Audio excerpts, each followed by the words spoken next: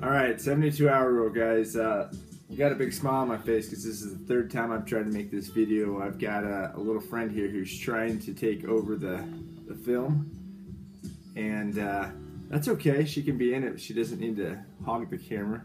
So, anyway, 72-hour rule.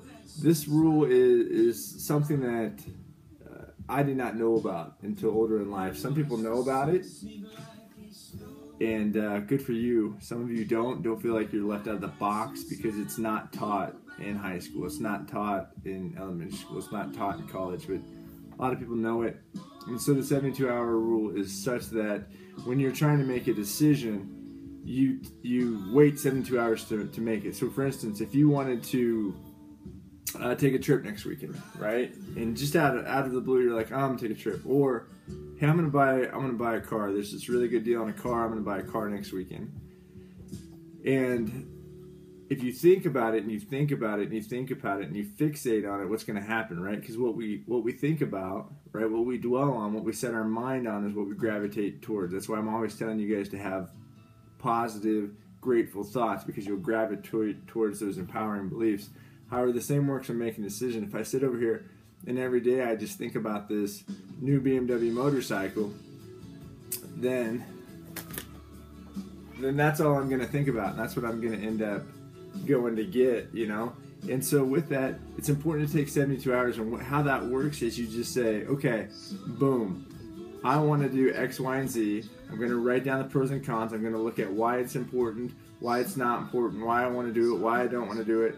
And then with that, I'm going to put it out of my mind for 72 hours. I'm just going to say, okay, for the next 72 hours, I'm not going to think about it. I'm just going to go on with life and do what I need to do.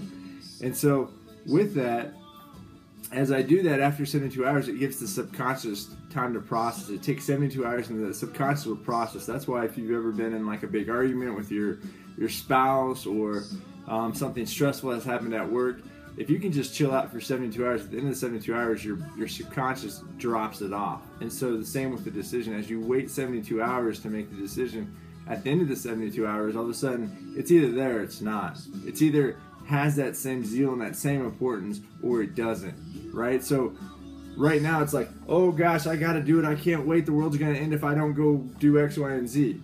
But at the end of 72 hours, you can make a decision that's